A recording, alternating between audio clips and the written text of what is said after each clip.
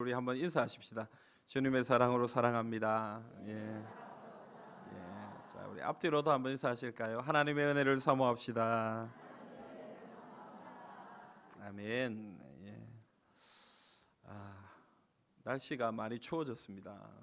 지난 한 주간 상당히 부산 날씨치고는 상당히 추운 그런 한 주간을 우리가 보냈습니다. 그래서 이렇게 교회 나오시기도 우리 어르신들이 교회 나오는 게 참 쉽지 않은 그런 날씨 가운데 우리가 있었다 생각됩니다. 여름에는 여름대로 또 문제가 있고 겨울에는 또 겨울대로 또 문제가 있습니다. 겨울이 되면은 이 난방기를 트는 것 때문에 조금 고통스러워 하시는 분들이 있죠. 그죠? 이렇게 기관지가 좀 안 좋으시다든지 이런 분들은 아무래도 이 뭐 히터를 틀어 놓으면은 아무래도 좀 불편한 분들이 안 계시겠나 이런 생각이 들어요. 그래서 여러분들 뭐 예배 드리는데 어려움이 없도록 적절히 좀 관리를 하시면 좋겠나 싶습니다. 근데 이 넓은 공간이다 보니까 온도를 맞출 수가 없어요. 뒤에는 또 춥고 또 뒤 사람한테 맞추다 보면은 여기 앞에 찬양대는 막 그냥 얼굴이 벌게 가지고 앉아 있고 찬양대는 뭐 얼굴이 벌겋게 앉아 있는데 3층은 뭐 거의 죽을 것 같은 그런 상황과 형편이 됩니다. 그래서 뒤쪽에는 좀 추위를 좀 덜 타시는 분들이 좀 앉으셔야 될 것 같고요.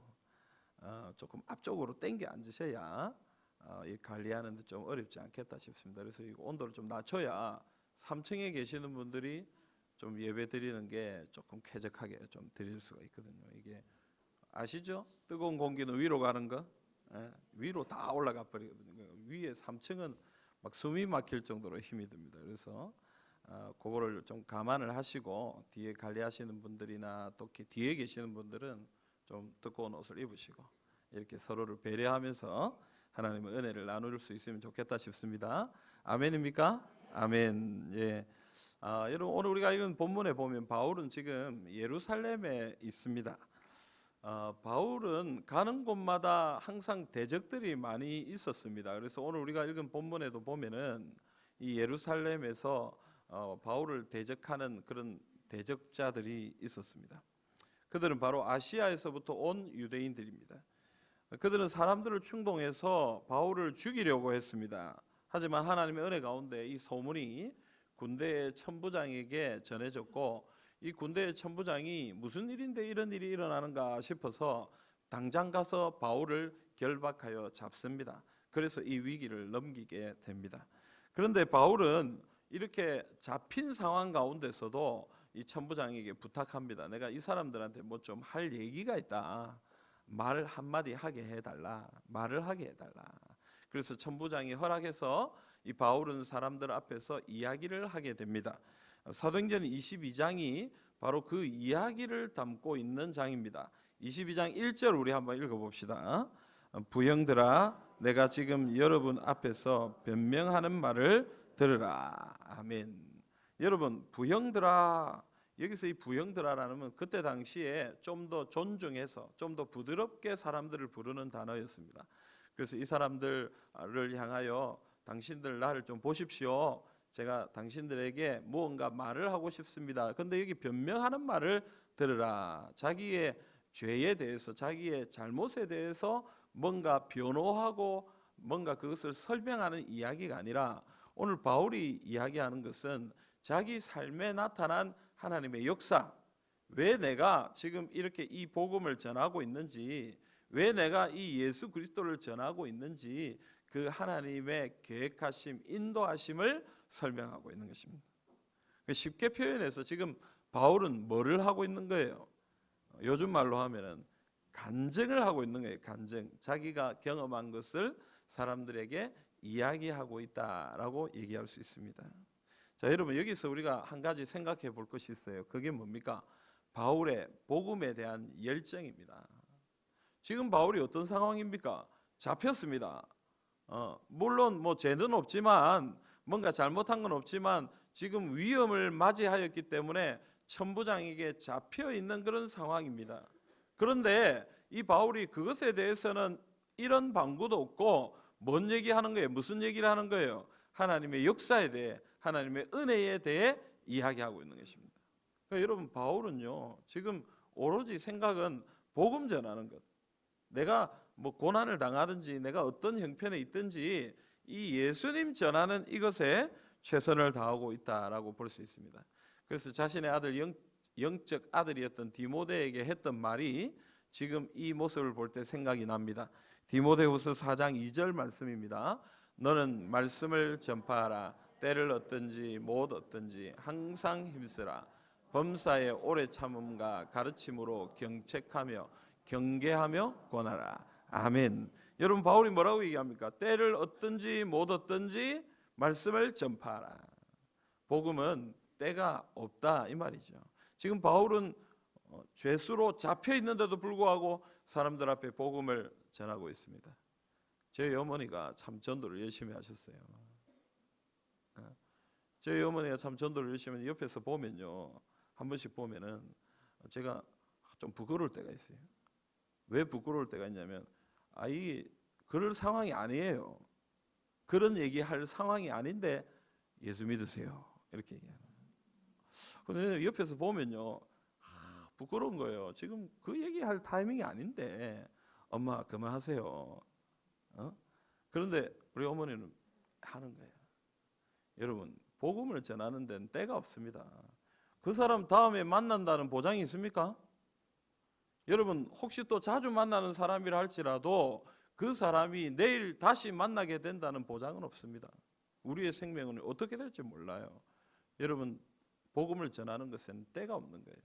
하나님이 기회를 주실 때 언제든지 말씀을 전파하고 복음을 전해야 되는 것입니다. 바울이 오늘 그렇게 행동하고 있는 것입니다. 사랑하는 성도 여러분, 이 바울의 복음에 대한 열정, 이 열정을 잘 배워서 주님의 복음을 힘껏 증거하는 우리가 되기를 간절히 소망합니다. 또한 여러분 오늘 바울은요 복음을 전함에 있어서 자신의 간증을 활용하고 있습니다. 여러분 이 간증이라는 것이 참 힘이 있습니다. 왜 힘이 있습니까? 왜 힘이 있습니까? 간증이 왜 유용합니까? 눈이 동그래져가지고 저를 쳐다. 예? 실제로 내가 경험해 본 것이니까, 내가 체험한 것이니까 어때요? 힘이 있습니다. 당당하게 얘기합니다. 왜냐하면 내가 경험한 거니까, 내가 직접 누려본 거니까 사람들 앞에 아주 자세하게, 아주 강하게 이야기할 수 있는 능력이 거기 있습니다. 내가 직접 체험한 것이니까. 여러분 요즘 사람들이 다이어트에 관심이 많잖아요. 저도 한 해 동안 신방을 했더니 한 몇 킬로가 좀 불었어요. 그래서 올 연말에는 체중 관리 좀 해야 되겠다 이렇게 생각해서 사람들한테 물어봅니다. 물어보면 어떤 사람들은 자기가 이 다이어트 한 것에 대해서 확신을 가지고 저한테 가르쳐줘요. 쌈을 많이 먹어야 된다고 가르쳐줘요. 밥보다 쌈을 많이, 야채를 많이 먹어라. 그래서 그 얘기를 듣고 집에 가서 쌈을 한 거 사가지고 집에 가서 이제 밥은 작게 먹고 쌈을 먹으려고 이렇게 준비하는데 오랜만에 쌈을 사 먹으니까 막 입맛이 좋아가지고 밥을 한 그릇 더 먹었어요. 이건 안 되겠다. 또 어떤 분은 그렇게 얘기해요. 건강 주스를 이렇게 뭐 여러 가지 넣어서 갈아 먹으면 이게 체지방도 빠지고 몸에 독소도 빠지고 좋다더라. 자기는 그렇게 해서 몇 킬로를 뺐다. 그래서 그거 해가지고 같이 갈아 먹어봤어요. 못 먹겠더라고요. 맛이 없어서. 여러분 각자에게 맞는 게 있죠. 그러나 자기가 체험한 것을 얘기하는데 담대합니다. 용기가 있습니다. 왜? 내가 직접 체험해서 그렇게 결과를 얻어낸 것이기 때문에 그것에 대해서 아주 당당하게 얘기할 수 있습니다. 여러분 이 간증은 그래서 유용합니다. 내가 경험한 하나님의 은혜, 내가 누려본 체험한 하나님의 사랑, 그것을 내 마음속에 붙들고 있기 때문에 그것에 대해서 담대하게 전할 수 있는 것입니다. 여러분이 경험한 하나님의 사랑을 한번 정리해 보시기를 바랍니다. 그리고 그 간증을, 하나님의 사랑들을 많은 사람들에게 한번 전해 보시기를, 그래서 하나님의 은혜를 누리시기를 간절히 소망합니다. 자, 오늘 우리가 읽은 말씀은 이 바울의 간증이 나오는 장면입니다. 그래서 오늘 이 바울의 간증을 함께 살펴보면서 하나님 우리에게 주신 은혜를 함께 붙잡기를 원합니다. 여러분, 먼저 바울이 이 간증을 통해서 우리에게 얘기하는 것은 새로운 삶의 변화가 있다라는 것입니다. 사도행전 22장 3절부터 4절 우리 한번 읽어봅시다. 나는 유대인으로 길리기아 다소에서 났고 이 성에서 자라 가말리엘의 문화에서 우리 조상들의 율법에 엄한 교훈을 받았고 오늘 너희 모든 사람처럼 하나님께 대하여 열심히 있는 자라. 내가 이 돌을 박해하여 사람을 죽이기까지 하고 남녀를 결박하여 옥에 넘겼노니. 아멘. 자, 여러분, 바울은 지금 자기가 어떻게 출생하였는지 또 어떻게 자랐는지 그 이야기를 하고 있습니다. 그는 유대인이지만 다소라는 곳에서 태어났습니다. 이 다소는 어디냐면요, 지금으로 말하면 터키 남쪽, 그래서 그쪽 지역이 이 길리기아라는 지역인데, 그 길리기아라는 지역의 아주 주요한 도시 중에 하나가 이 다소입니다. 그래서 이 바울은 이 다소에서 태어났고 대신에 자라기는 어디서 자랐느냐면 예루살렘에서 자랐다, 이렇게 얘기합니다.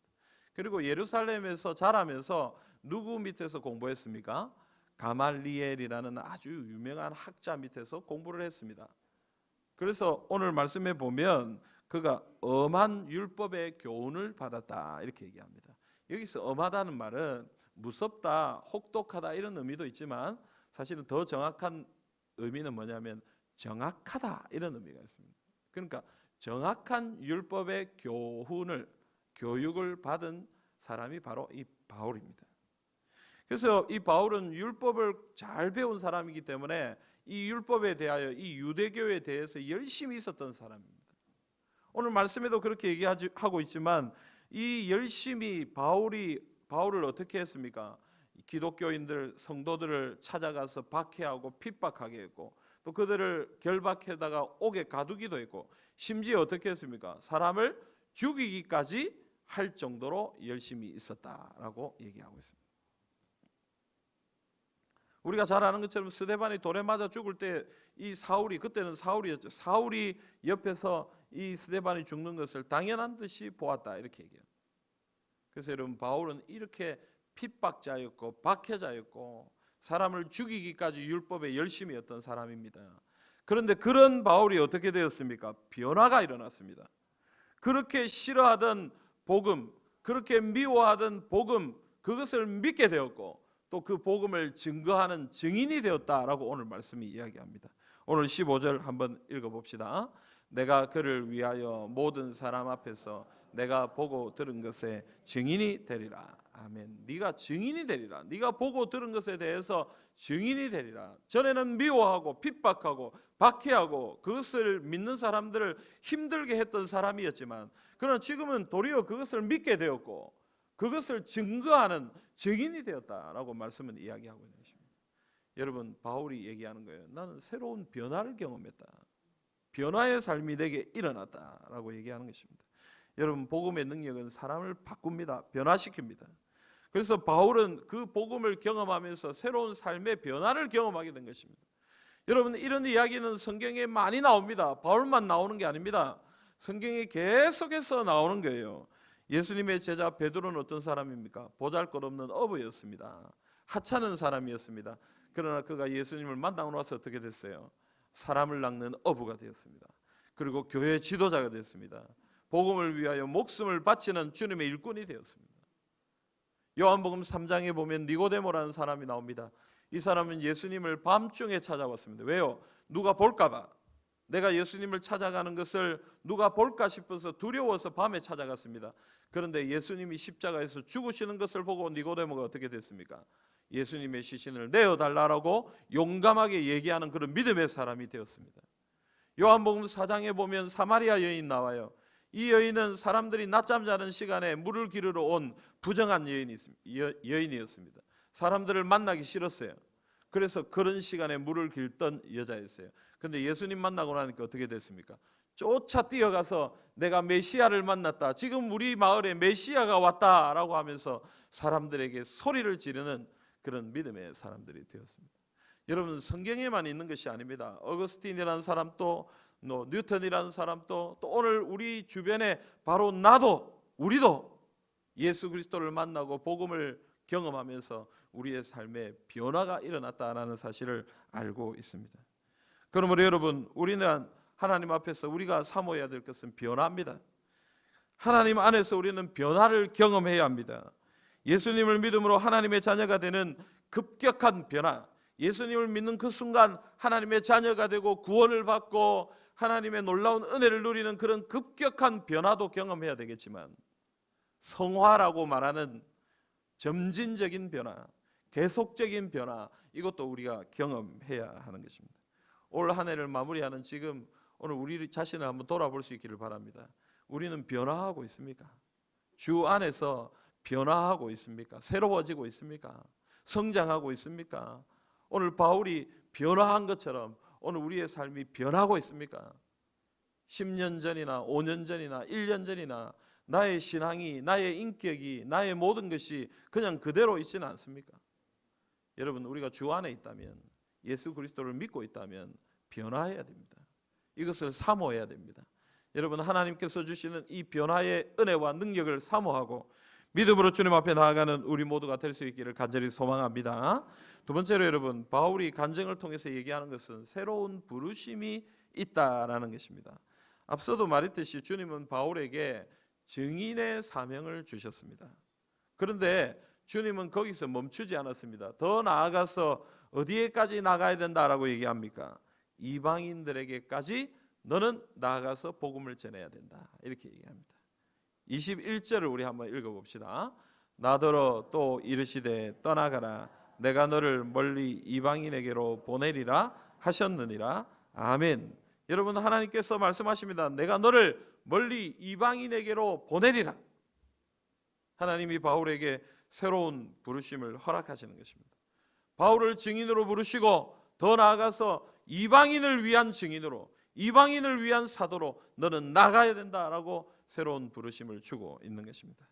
여러분, 하나님은 바울뿐만 아니라 오늘 우리 모두에게, 하나님의 백성들에게 새로운 부르심을 주시는 분인 줄 믿으시길 바랍니다. 이사야 6장을 보면요, 이사야가 성전에서 하나님을 만납니다. 하나님을 만난 이사야의 반응이 어떠냐면요, 화로다, 죽게 되었다. 왜요? 죄인인 내가 그 거룩하신 하나님을 만났을 때 나는 죽을 수밖에 없구나, 그걸 깨달은 것입니다. 근데 하나님은 이 이사야를 정결하게 해주시고 그 다음에 이 이사야에게 새로운 부르심을 허락하십니다. 이사야 6장 8절 9절 우리 한번 읽어봅시다. 화면을 보시고 같이 크게 한번 읽어보겠습니다. 내가 또 주의 목소리를 들으니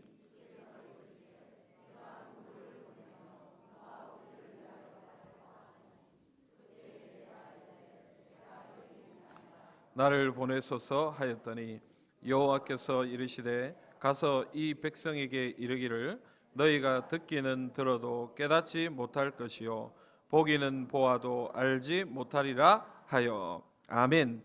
여러분, 이사야가 하나님의 음성을 들었습니다.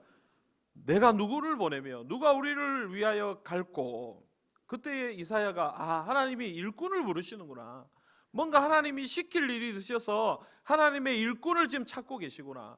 이사야가 얘기합니다. 주여, 내가 여기 있습니다. 나를 보내주십시오. 그때 하나님이 이사야에게 말씀하십니다. 너는 이스라엘 백성들에게 가서 얘기해라. 내 말을 이스라엘 백성들에게 전하라, 이렇게 얘기하는 것입니다. 하나님이 이 이사야에게 새로운 부르심, 새로운 사명을 주고 계시는 것입니다.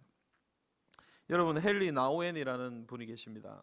이분은 아주 뛰어난 분이에요. 예일 대학의 교수로도 계셨고 하버드 대학의 교수로도 계셨는데요, 이분이 어느 날 일을 하고 있는데 프랑스 라르시 공동체라는, 여기에는 정신지체 아들을 수용하고 그들을 돕는 공동체예요. 근데 거기에 지도자인 한 분이 이 헨리 나우엔 교수님 찾아왔어요. 그리고는 자신의 사역에 대해 설명했습니다. 이 헨리 나우엔 교수님이 그 이야기를 들으면서 정신지체아에 대한 생각을 가지게 됐어요. 근데 조금 있으니까 또 편지가 왔어요. 그 공동체에서 편지가 왔는데 우리가 수련회를 하는데 교수님 한번 와주시면 좋겠습니다. 그래서 교수님이 강사로 가는 것인 줄 알고 갔더니 여기는 말로 하는 수련회가 아니라 뭐 설교를 하고 강의를 하는 그런 수련회가 아니라 정신적으로 부족한 연약한 사람들이 모여있기 때문에 이 사람들을 섬겨주고 도와주고 챙겨주는 그런 수련회예요. 그래서 이 교수님이 그 수련회 동안 그 사람들을 잘 도와주면서 그 하나님께서 주시는 은혜를 누렸습니다. 그리고 그 뒤에 또 왔는데 또 편지가 왔습니다. 어떤 사람이 편지가 와서 교수님 같은 분이 우리 센터에, 이런 정신지체아들을 위한 센터의 지도자가 되신다면 참 하나님의 큰 선물이 될 것 같습니다. 여러분, 헨리 나우엔 교수님이 이 편지를 받고 나서 마음에 생각했어요. 이건 혹시 하나님의 부르심이 아닐까? 하나님이 정신지체아들, 연약한 사람들을 위해서 나를 지금 부르고 계시는 건 아닐까? 그리고 이 교수님은 거기에 순종했어요. 캐나다에 있는, 토론토 근처에 있는 데이브레이크 커뮤니티라고 정신지체아들을 돕는 그 공동체의 지도자로, 하버드 대학 교수직을 내려놓고 그 지도자로 거기에 갔습니다. 여러분, 하나님은 하나님의 백성들을 부르십니다. 그에게 새로운 사명을 허락하여 주시는 것입니다. 근데 여러분, 오늘 우리가 지금 이사야 얘기를 하고 헨리 나우엔 얘기를 하니까 뭐 하나님의 부르심에 대해서 너무 거창하고 너무 큰 것들에 대해서만 생각하는데요, 하나님의 부르심은 그런 것만 있는 것이 아닙니다. 하나님의 부르심은 다양합니다. 모든 사람들을 향해서 허락하여 주시는 부르심입니다. 어떤 분은 그렇게 얘기해요. 목사님, 자꾸 기도하고 싶은 마음이 생겨요. 교회를 위해서 기도해야 되겠다라는 생각이 듭니다. 여러분, 그것도 하나님 부르심입니다. 그렇잖아요? 어떤 분은 그렇게 얘기해요. 목사님, 저는요 참 능력이 없는데 뭘 교회에 봉사를 하라고 그러는데 내가 뭘 할 만한 능력이 없어서 뭘 해야 될까 싶은데 어느 날 갑자기 보니까 부엌에서 하는 설거지는 내가 하겠다 싶더라. 그런 마음이 들더라고요. 이렇게 얘기하더라고요. 여러분, 그것도 하나님의 부르심이에요. 하나님의 부르심. 교회를 섬기기 위한, 하나님의 나라를 섬기기 위한 하나님의 부르심이에요. 어떤 분은 아이들이 너무 예쁘게 보이는 분들이 있어요. 교회 안에 우리 다음 세대들, 자녀들을 볼 때마다 기쁘고 즐거움이 넘치고 저 아이들을 한번 섬겨봤으면 좋겠다 하는 그런 마음이 생기는 거예요. 여러분, 그것도 하나님의 부르심이에요. 여러분, 하나님께서 여러분 마음에 그런 부르심을 주실 때 여러분 어떻게 하십니까? 그 부르심의 마음을 주실 때 여러분 어떻게 하세요?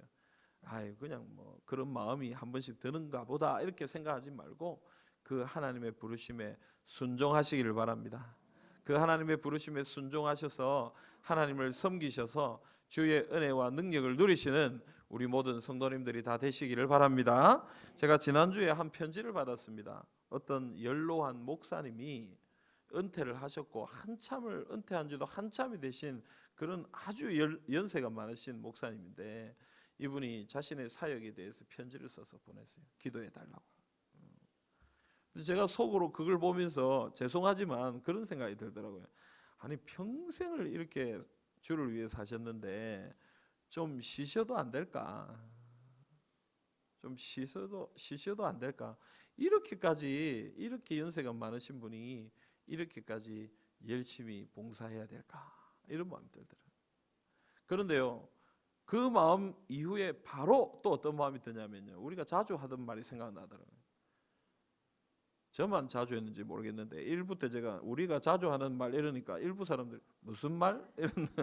이런 얘기는, 여러분, 사명자는 죽지 않는다. 여러분, 이 말 자주 들어보셨죠? 반대로 하면 어떻겠어요? 사명이 끝나면 죽는다. 여러분, 오늘 우리가 이 세상에 살아갈 때에 하나님을 섬기는 일이 끝나면 죽는 것입니다. 여러분, 이 땅에 사명이 있기 때문에 사는 것입니다. 물론 육체적으로 우리가 살아갈 수 있을 수도 있겠습니다. 그러나 우리가 하나님의 사명을 붙들고 살아가지 않을 때 그 삶은 육체적으로 살아있다 할지라도 하나님 앞에 어떤 삶이 될까 한번 생각해 볼 필요가 있다고 생각합니다. 여러분, 우리에게 주신 사명을 향하여 믿음으로 달려가시기를 바랍니다. 나이가 많든지 적든지 어떠하든지 은퇴를 했든지 안 했든지 여러분 그런 거 신경 쓰지 마시고 주님이 우리에게 주시는 부르심에 순종하시고 주님의 부르심에 적극적으로 반응하여 섬기시는, 봉사하시는 우리 모든 성도님들이 다 되시기를 간절히 바랍니다. 여러분, 오늘 바울은요 자신의 간증을 통해서 두 가지를 강조하고 있습니다. 첫째는 변화와 부르심입니다. 우리의 삶의 변화와 하나님의 부르심이 늘 있어야 한다, 그 얘기를 오늘 우리에게 하고 있습니다. 자, 그렇다면 여러분, 이 변화와 부르심은 언제 우리에게 주어지는 것입니까? 언제 우리 삶에 변화가 일어나고 언제 우리 삶에 하나님의 부르심이 임하게 되는 것입니까? 오늘 바울은 자신이 다메섹을 가는 그 길가에서 예수님을 만났다라는 이야기를 하고 있습니다. 그 예수님을 만나는 그 만남을 통하여 그의 삶이 핍박자에서 박해자에서 증인으로 변화되었다, 이렇게 얘기합니다. 14절 말씀 우리 같이 한번 읽어보십시다. 그가 또 이르되 우리 조상들의 하나님이 너를 택하여 너로 하여금 자기 뜻을 알게 하시며 그 의인을 보게 하시고 그 입에서 나오는 음성을 듣게 하셨으니 아멘. 여러분, 바울은 다메섹에서 그 영광의 빛을 보고 눈이 멀어버렸습니다. 그래서 앞을 보지 못하고 있는 그때에 아나니아라는 사람이 이 바울을 찾아왔는데요, 이 바울을 찾아와서 아나니아가 뭐라고 얘기했냐면, 하나님께서 너를 택해서 그 의인, 즉 예수님을 보게 하시고 예수님의 입에서 나오는 음성을 듣게 하셨다. 무슨 말입니까, 여러분? 하나님이 바울을 선택하셔서 예수님을 만나게 하시고 예수님의 음성을 듣게 하시고, 그래서 너로 증인의 사명을 살게 하셨다. 너의 삶의 변화를 허락하여 주셨다, 이렇게 얘기하는 것입니다. 그러니까 여러분, 하나님의 은혜로 예수님을 만나야 되는 것입니다. 하나님의 은혜로 예수님을 보고 예수님의 음성을 들을 때에 우리의 삶의 변화가 일어나는 것입니다. 교회 다니고 또 성도들과 교제하고 봉사하고 여러분 다 중요합니다. 그런데요, 진짜 중요한 것은 뭐냐면요, 예수님 만나야 되는 거예요. 주님을 만나야 되는 거예요. 교회를 다니는데 성도들과 함께 생활하는데 어느 날 물어봅니다. 여쭤봅니다. 구원받았습니까? 천국 갈 자신 있습니까? 그런데 얘기합니다. 자신이 없어요. 내가 구원받았는지, 내가 하나님의 자녀인지, 하나님의 백성인지 자신이 없어요. 예수님 만나야 되는 거예요. 예수님을 만나야 내 삶에 변화가 일어나고 하나님의 자녀가 되고 하나님이 주시는 구원을 경험하게 되고 영생의 소망을 가지고 믿음으로 살아가게 되는 것입니다. 그래서 여러분, 예수님 만나시기를 원합니다. 예수님 만나시기를 바라요. 교회 다니고 계속해서 신앙생활하고 중요합니다. 그러나 진짜 예수님 만나야 돼요. 그분이 나의 구주시고 그분이 나를 위해 십자가에 죽어주셨다는 사실을 정말 뼈저리게 깨달을 수 있는 그런 만남이 우리에게 있어야 되는 것입니다. 그 만남이 있을 때 우리의 삶이 변화되는 것입니다. 오늘 여기 계신 우리 성도님들, 예수님 만나시기를 바랍니다. 예수님 만나서 주의 은혜와 능력을 누리시기를 우리 주님의 이름으로 축복합니다. 두 번째로, 여러분, 오늘 바울은 예루살렘에 있을 때에 주님께서 찾아와 말씀하심을 통해 이방인에게 보내리라라는 이 사명을 받았다라고 얘기하고 있습니다. 여러분, 이게 어디에 나오는 얘기냐면 사도행전 9장에 나오는 얘기입니다. 이 바울이 아라비아 광야에 3년 동안 있다가 다시 예루살렘에 올라갔는데, 예루살렘에 올라갔을 때 황홀한 상황 가운데 있을 때에 주님이 이 바울에게 나타나셨습니다. 그리고는 말씀하셨습니다. 너를 이방인에게 보내겠다. 너를 이방인에게 보겠다. 사명을 주시는. 여러분, 예수님을 만날 때 변화가 있습니다. 이 만남은요, 특별한 한 번의 만남입니다. 예수님을 믿는 것은요, 우리가 예수님을 한번 단번에 특별하게 만날 때 예수님의 주시는 삶의 변화를 경험하게 됩니다. 그런데 여러분, 이 만남은요, 또 어떤 만남이냐면 매일 지속적인 만남을 이야기합니다. 매일 주님을 만나야 되는 거예요.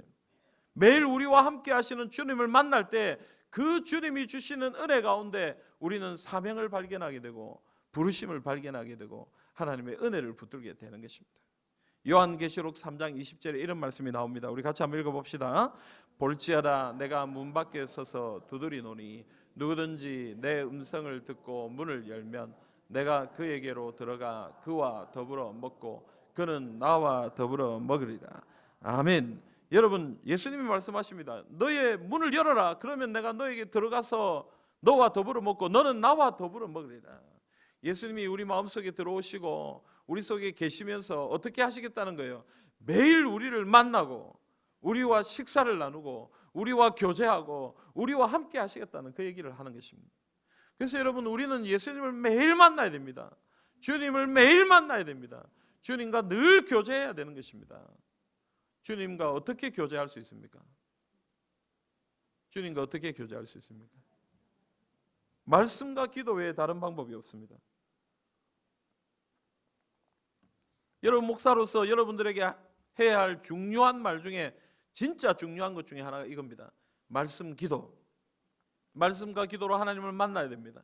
하나님과 교제해야 되는 것입니다. 사도행전 20장 32절 말씀 우리 한번 보십시다. 지금 내가 여러분을 주와 및 그 은혜의 말씀에 부탁하노니 그 말씀이 여러분을 능히 든든히 세우사 거룩하게 하심을 입은 모든 자 가운데 기업이 있게 하시리라. 아멘. 여러분 바울은 에베소 교회 장로들과 이별하면서 헤어지면서 뭐라고 얘기합니까? 이 에베소 교회 성도들을 누구에게 맡긴다고 얘기합니까? 은혜의 말씀에게 맡긴다네요. 왜요? 바울이 에베소에 있었을 때는 성도들이 뭔가 좀 잘못된 행동을 하면 불러다가 당신 그렇게 하면 안 돼.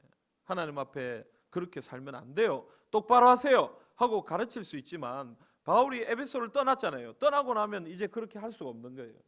그때 당시엔 전화도 없고 뭐 인터넷도 없고 그러니까 소식을 전할 수 있는 방법이 없는 거예요. 근데 누가 에베소 교회 성도들을 인도하고 가르쳐 주신다고 얘기하는 거예요? 은혜의 말씀이에요. 은혜의 말씀. 매일 말씀을 볼 때 매일 하나님의 말씀을 펴서 읽고 그 말씀을 붙들고 기도할 때에 하나님이 친히 백성들을 가르쳐 주시는 거예요. 너의 그 행동은 죄야. 너의 그 생각은 잘못된 것이야. 너는 이런 방향으로 가야 돼. 하나님이 원하시는 것은 저런 거야. 이걸 매일매일 하나님의 말씀이 우리에게 가르쳐 주신다라고 얘기하는 것입니다. 그래서 그 은혜의 말씀을 우리가 붙들 때에 너희들은 든든하게 설 수 있다라고 오늘 바울이 에베소 교회 성도들을 향해 얘기하는 것입니다. 그러니까 여러분 우리는 하나님의 말씀을 통해 기도를 통해 매일 주님을 만나야 됩니다. 그렇게 주님을 만날 때에 우리의 삶에 변화가 나타나고 우리의 삶에 새로운 부르심, 하나님의 사명이 생겨나게 되는 것입니다. 그런데 여러분 왜 우리가 변하지 않습니까? 왜 우리가 주를 위해 살지 못합니까? 이유는 한 가지예요. 매일 만나지 않으니까, 하나님을 만나지 않으니까. 주일 교회 와서 예배드리고 그것으로 끝이에요. 평일 하나님 앞에 한 번 엎드리지 않습니다. 주님의 말씀 앞에 엎드리지 않습니다. 하나님을 만나지 않아요. 하나님이 내게 뭘 원하는지, 하나님이 내게 뭐라고 가르쳐 주시는지 거기에 관심이 없어요. 그저 내 생각대로, 내 마음대로, 내 뜻대로 그렇게 살아가니까 내 삶에 변화가 없는 것입니다. 교회를 나온 지 10년이 지나고 20년이 지나도 내 신앙이 자라지 않아요. 내 인격이 변하지 않아요. 내 생활의 습관들이 바뀌지 않아요. 주님을 향한 거룩한 소원이 없어요. 항상 복 달라고만 하고 하나님 앞에 아직 초보의 단계에 머물러서 그냥 그렇게 살아가는 것입니다. 왜요? 하나님을 만나지 않으니까. 하나님과 교제하지 않으니까. 늘 우리의 삶이 그렇게 살아갈 수밖에 없는 것입니다. 여러분 주님 만나야 되는 거예요. 주님 만나야 됩니다. 매일 만나야 됩니다. 주일만 나와가지고 예배드리는 이걸로 해결되는 것이 아니에요. 주님을 만나야 돼요. 매일 주님 앞에 엎드려야 돼요. 말씀을 붙들어야 돼요. 하나님 내가 어떻게 살아야 되겠습니까? 하나님 내가 어떻게 주님 앞에 나가야 되겠습니까? 주님 앞에 정말 엎드려서 주님의 뜻을 구해야 하는 것입니다. 그럴 때 주님이 우리에게 말씀해 주시고 그 말씀을 통하여 우리 삶에 변화가 나타나고 하나님의 그 사명을 붙들고 살아가게 되는 것입니다. 사랑하는 성도 여러분, 한 해가 마무리되는 이 시점에 오늘 우리를 한번 돌아볼 수 있기를 바랍니다. 또 우리 가정과 우리 교회를 한번 돌아볼 수 있기를 바랍니다. 우리는 하나님과 늘 교제하고 있습니까? 하나님 만나고 있습니까? 주님과 함께하고 주님 안에서 변화를 경험하면서 그 사명을 붙들고 나아가고 있습니까? 혹시 부끄럽다면, 혹시 하나님 앞에 이야기할 것이 없다면 우리 마음을 다시 한번 가다듬읍시다. 하나님, 우리가 주님을 다시 만나기를 원합니다. 하나님을 다시 붙들기를 원합니다.